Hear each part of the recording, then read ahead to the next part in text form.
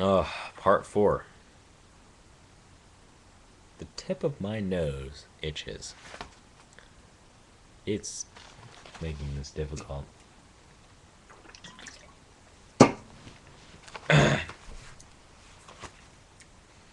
It was not his ambition, his constant and tireless, often exhilarated preoccupation with work that troubled her.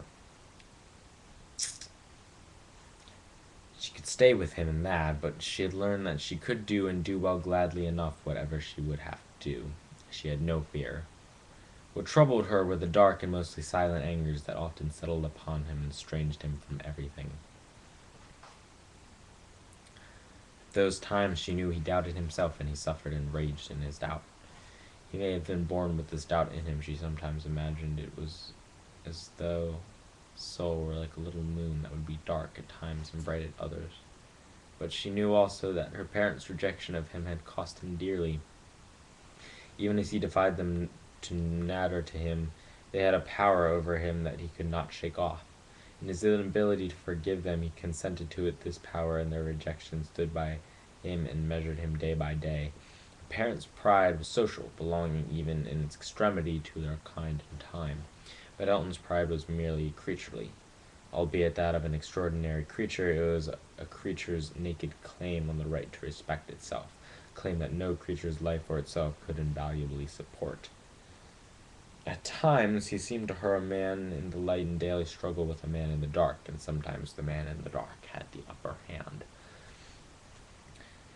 Elton never felt that any mistake was affordable. He and Mary were living within margins that were too narrow. He required perfection of himself. When he failed, he was like the sun in a cloud, alone and burning, furious in his doubt, furious at her because she trusted in him though he doubted. How could she dare to love him, he who did not love himself? And then sometimes accountably, sometimes not, the cloud would move away, and he would light up in everything around him. His own force and intelligence would be clear within him. Then he would be skillful and joyful, passionate in his love of order, funny and tender. At his best, Elton was a man in love with her, but not just with her. He was in love, too, with the world, with their place in the world, with that scanty farm, with his own life, with farming. At those times she lived in his love as in a spacious house. Walter Cotman always spoke of Mary as Elton's better half. In spite of his sulks and silences, she would not go as far as better. But she was his half. She had no doubt at all. He needed her. At times she knew with a joyous ache that she completed him, just as she knew with the same joy that she needed him and he completed her. Now, a beautiful thing it was, she thought, to be a half, to be completed by such another half. When had there never had been such a yearning of halves toward each other, such a longing even in quarrels to be whole? And sometimes they would be a whole. Their wholeness came upon them as a rush of light, around them within them, but as she felt they must be shining in the dark. But now that wholeness was not imaginable. She felt herself a part without counterpart, a mere fragment of something unknown, dark and broken off. The fire had burned low in the stove, though she still wore her coat. She was chilled again and shaking.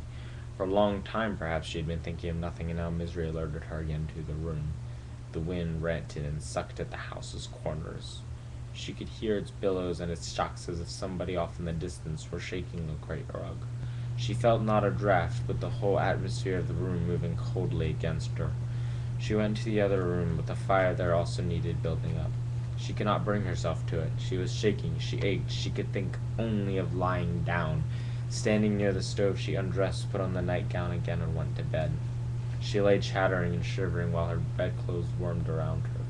It seemed to her that a time might come when sickness would be a great blessing, for she truly did not care if she died. She thought of Elton caught up in the day's wind, who could not even look at her and see that she was sick. If she had not been too miserable, she would have cried. But then her thoughts began to slip away like dishes sliding along a table as pitched deeply as a roof. She went to sleep.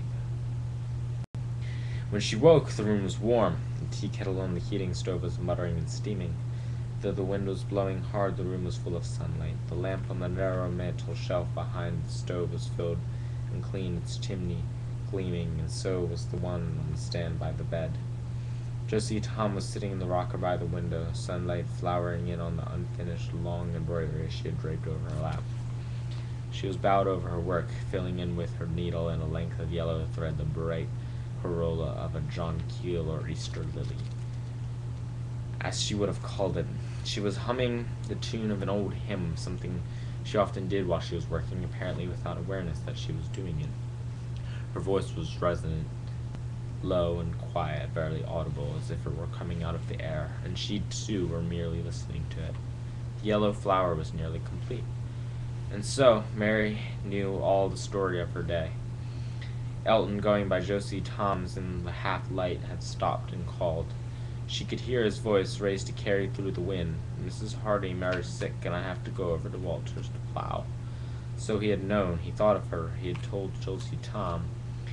Feeling herself looked at, Josie Tom raised her head and smiled. "Well, are you awake? Are you all right?" "Oh, I'm wonderful," Mary said, and she slept again.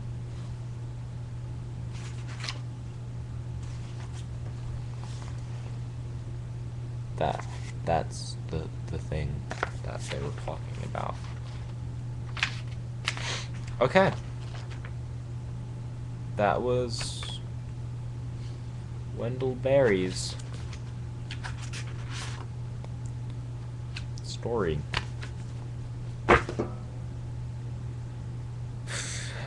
Thanks for watching that. If you did, help me complete my assignment. If you love Wendell Berry, you must have surely loved that, because I read it with the utmost skill. That, needless to say, you enjoyed.